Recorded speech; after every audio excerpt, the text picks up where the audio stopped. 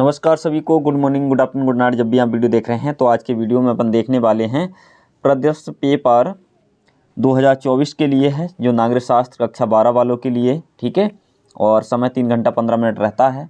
पूर्णांक भी आपको पता है, इसका 100 अंक होता है। ठीक है, और इसी प्रकार का पेपर आपको एग्ज़ाम में मिलने वाला है, बोर्ड एग्ज़ाम में। ठीक है, तो इस पेपर को ज़रूर से सॉल्व करके और इस पेपर को तैयार करके ही एग्ज़ाम में आपको जाना है, इसलिए अभी से इसे तैयार करके रख लें। ठीक है, नोट यहाँ पे लिखा है, प्रारंभ के 15 मिनट परीक्षार्थियों को प्रश्न पत्र पढ़ने के लिए निर्धारित हैं, और यहाँ पे कुछ निर्देश दिए हुए हैं। यहाँ पे निर्देश में दिया है सभी प्रश्न अनिवार्य हैं।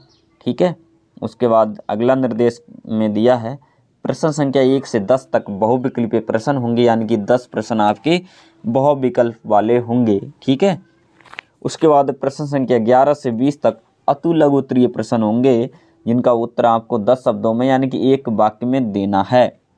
ठीक है, जो यानी कि अति लघु प्रश्न होंगे उनका उत्तर आपको एक वाक्य में देना है। ठीक है, उसके बाद अगला प्रश्न है यानी 11 से लेके 26 तक। ठीक है, लघु उत्तरीय प्रश्न है जिसका उत्तर आपको 50 शब्दों में देना होता है। ठीक है, अगला निर्देश में दिया है प्रश्न संख्या 27 से 30 तक दीर्घ उत्तरीय प्रश्न हैं, जिनका उत्तर आपको 100 शब्दों में देना है। अगला निर्देश में दिया है प्रश्न संख्या 31 से 32 दीर्घ उत्तरीय हैं, जिनका उत्तर लगभग 250 शब्दों में देना है। यानी कि दीर्घ वाले प्रश्न जो हैं वो आपको 250 शब्दों में इनका उत्तर देना होता है एग्जाम में। ठीक है, चलो अब सीधे हम क्वेश्चन की तरफ नज़र डालते हैं। क्वेश्चन देखेंगे यहाँ पे बहुविकल्पीय प्रश्न नोट में दिया है। बहुविकल्पीय के निम्नलिखित 10 प्रश्नों में प्रत्येक 4 विकल्प दिए गए हैं, इनमें से सही विकल्प चुन करके अपनी उत्तर पुस्तिका में लिखना होता है आपको।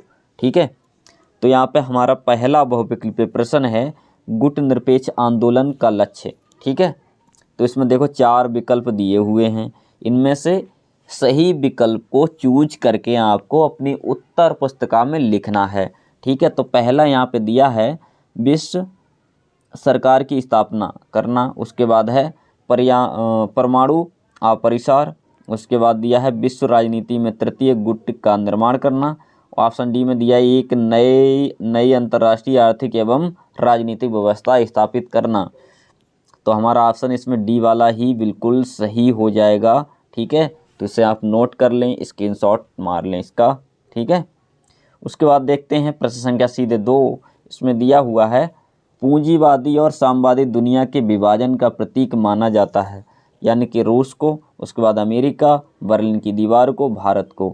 तो यानी कि पूंजीवादी और साम्यवादी दुनिया का विभाजन का प्रतीक जो है वो बर्लिन की दीवार थी, है ना। तो पूरी दुनिया 2 भागों में इसी की वजह से बट गई थी, क्योंकि बीच में एक दीवार बना दी गई थी। ठीक है, जिसको हम बर्लिन की दीवार के नाम से जानते थे। अगला प्रश्न है प्रश्न संख्या 3, भारत ने परमाणु परीक्षण कब किया? तो भारत ने परमाणु परीक्षण कब किया? जून 1975, मई 1974, जनवरी 1974 और उसके बाद है अगस्त 1979। तो हमारा इसमें सही वाला ऑप्शन जो है मई वाला है। मई 1974 में भारत ने परमाणु परीक्षण किया था। ठीक है, अगला क्वेश्चन है क्वेश्चन क्रमांक 4। इसमें दिया हुआ है चौथे में वर्ष 1952 में भाषा के आधार पर बनने वाला भारत का पहला राज्य। तो यहाँ पे गुजरात है, केरला है, ऑप्शन सी में आंध्र प्रदेश है और तमिलनाडु है। तो इसमें हमारा ऑप्शन जो है सी वाला बिल्कुल सही है। ठीक है, तो आप इसे अच्छे से याद कर लें, इसे टिक कर लें। ठीक है, ऑप्शन सी इज राइट। ठीक है, अब देखेंगे अगला क्वेश्चन। यहाँ पे दिया हुआ है खाद्य संकट की सबसे भयानक स्थिति कहाँ थी?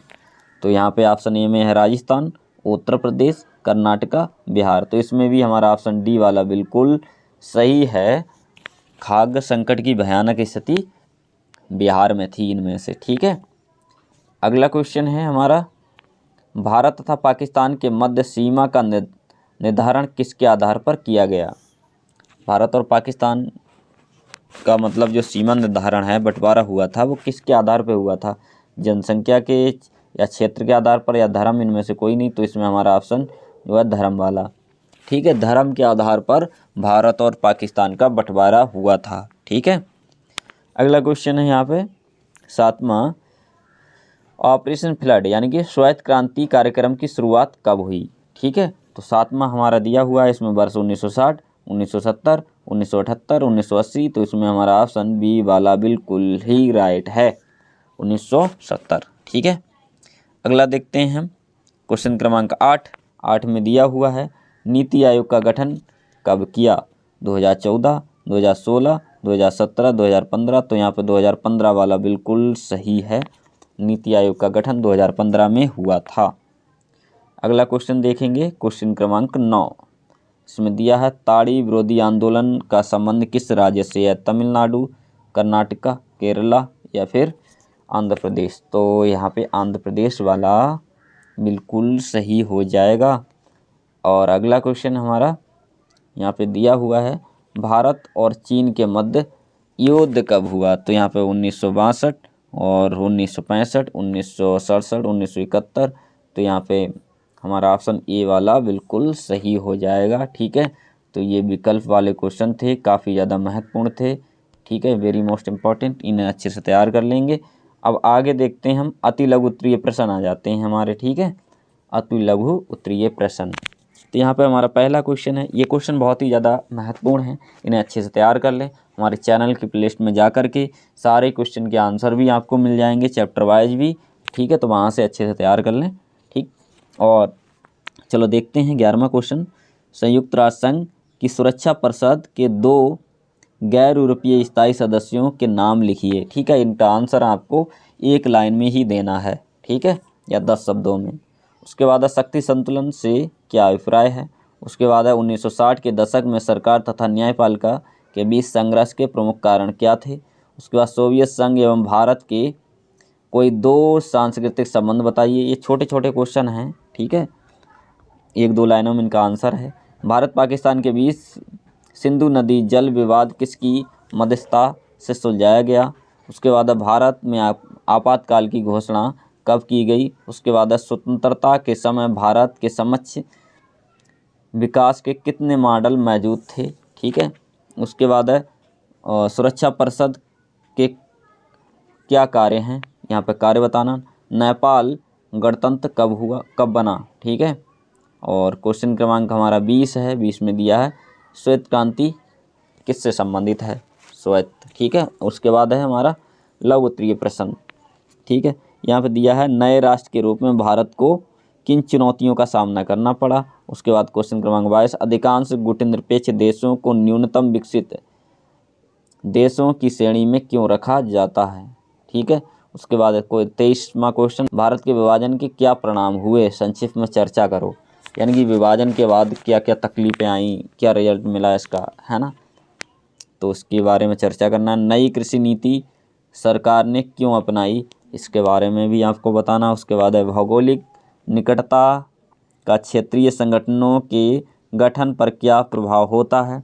ठीक है, और क्वेश्चन क्रमांक 26, भारत और चीन को क्योटो प्रोटोकॉल की बाध्यताओं से छूट दी गई है। तो ये भी क्वेश्चन आपको तैयार करके जाना है। और क्वेश्चन सारे हमारी चैनल की प्लेलिस्ट में उपलब्ध हैं, चैप्टर वाइज हमने पढ़ाया है, वहाँ पे जा कर के आप इन्हें देखिएगा। ठीक है, और इसका सलूशन भी हम लेकर के आएंगे, और वो कंप्लीट सॉल्यूशन देखना चाहते हैं इस मॉडल पेपर का, तो हमारे भारत सिंह लेक्चर्स नाम का जो एप्लीकेशन है प्ले स्टोर पर ऐप मिल जाएगा, भारत सिंह लेक्चर। ठीक है, उसे आपको डाउनलोड कर लेना है। तो कंप्लीट हमने इसके क्वेश्चन वहाँ पे बता रखे हैं। ठीक है, आंसर सहित क्वेश्चन आंसर बता रखे हैं, तो वहाँ पे आपको मिल जाएंगे। ठीक है, उसके बाद भारतीय विदेश नीति के आधारभूत सिद्धांतों का वर्णन कीजिए। उसके बाद भारत के नागरिक के रूप में सुरक्षा परिषद में भारत की स्थायी सदस्यता के पक्ष का समर्थन आप कैसे करेंगे, और प्रस्ताव का औचित्य सिद्ध कीजिए। ठीक है, ये दीर्घवृत्तीय क्वेश्चन था। उसके बाद हम क्वेश्चन क्रमांक 29 देखेंगे, बुनियादी रूप से आसियान अभी भी एक आर्थिक संकट क्यों बना हुआ है। ठीक है, उसके बाद है बांग्लादेश के उदय के मुख्य कारण बताइए। दीर्घवृत्तीय प्रश्न है, आपातकाल के बाद की राजनीति में जनता पार्टी सरकार के गठन एवं पतन के प्रमुख कारणों पर चर्चा कीजिए। और अथवा में इसके क्वेश्चन दिया हुआ है, असम आंदोलन सांस्कृतिक अभियान एवं आर्थिक पिछड़ेपन की मिलीजुली अव्यक्ति था, व्याख्या कीजिए। ठीक है। और उसके बाद अगला क्वेश्चन है दिया हुआ है 32, दलित पैंथर्स संगठन की स्थापना, उद्देश्य एवं गतिविधियों की विस्तार से चर्चा कीजिए। ठीक है। इसके अथवा में दिया, अथवा का मतलब या तो ये वाला करो या नीचे वाला। ठीक है, एक करना होता है, अथवा का मतलब यही है। स्वतंत्रता के पश्चात भारत में राज्यों का पुनर्गठन कैसे हुआ, व्याख्या कीजिए। ठीक है, तो ये क्वेश्चन बहुत ही ज़्यादा इंपॉर्टेंट है। आई होप आपको ये वीडियो पसंद आया होगा। पसंद आया तो लाइक शेयर सब्सक्राइब जरूर करें। ठीक है, थैंक्स वॉचिंग फॉर वीडियो।